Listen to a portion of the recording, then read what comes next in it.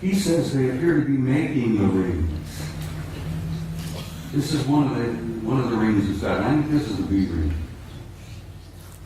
Bertrand says he thought they were probably making the rings. I said, Norman, you ever consider the possibility they may be mining the rings? Because I think the rings are probably rich in nutrients, minerals probably. And an incredibly advanced civilization, I think, would work out some system of mining those rings for all the minerals that are up there and utilizing them. Because space is filled with wealth, energies of all kinds. They never have to dig another hole in the ground like we do down here. Space is filled with energy.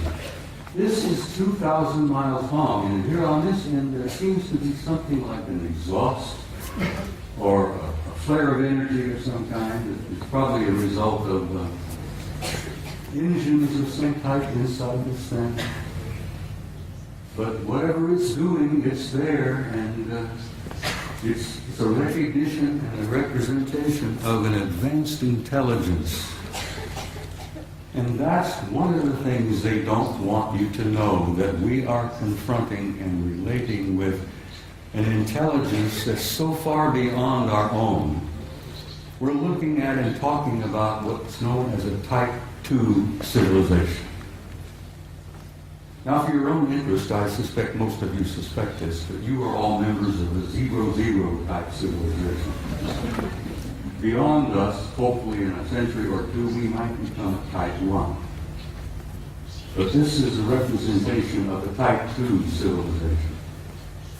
And Michio Kaku, the famous Japanese-American physicist in New York, has put out this concept about Type 0, 1, 2, 3, and 4 of the kind of advanced cultures and civilizations we will probably meet out there.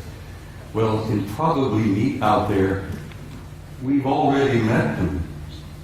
They're here. They're in our midst.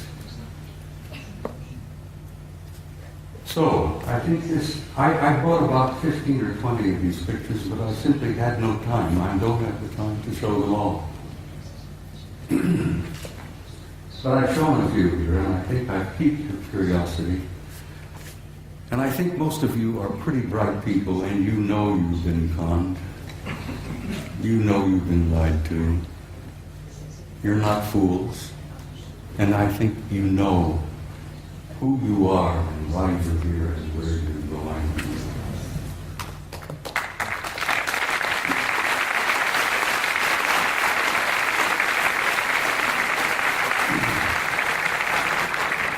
Next photograph, please.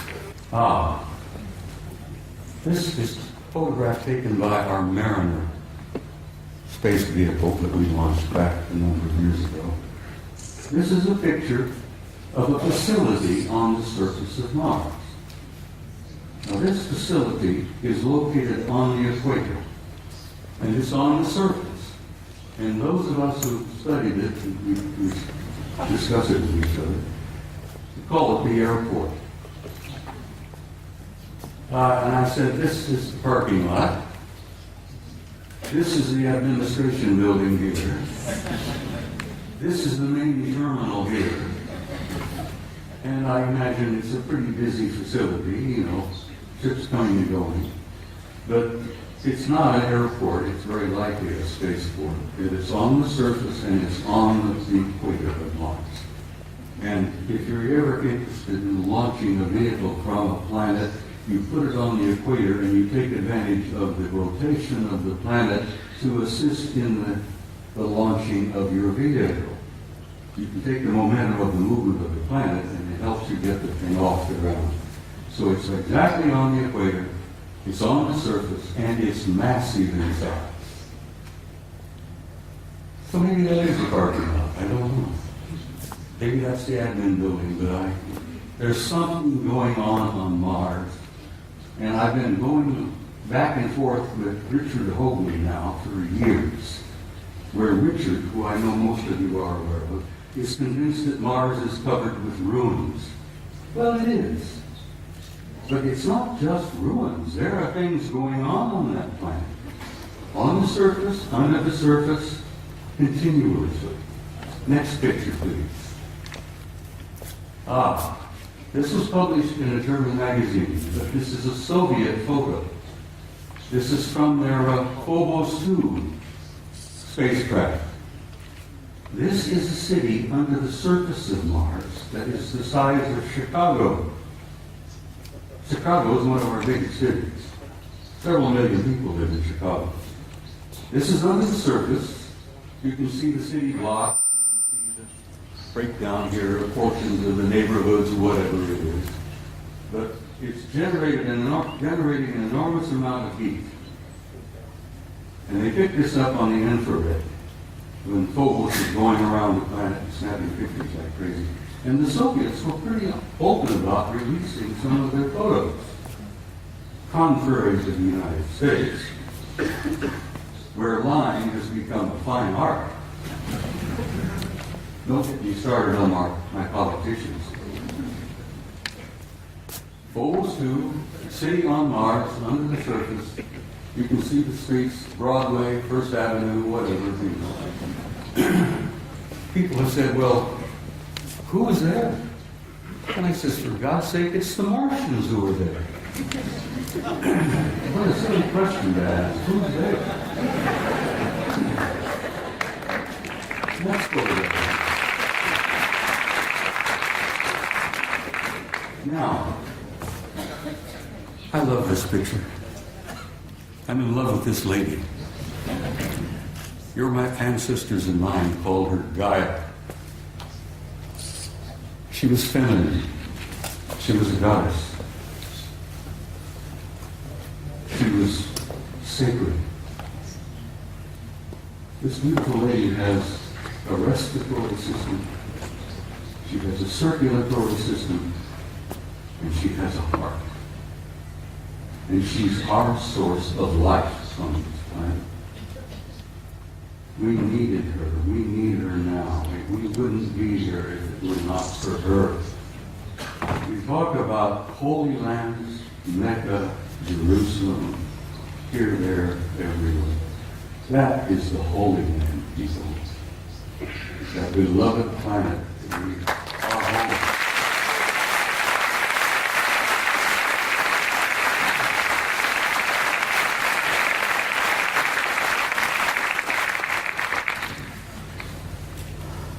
Next picture, please.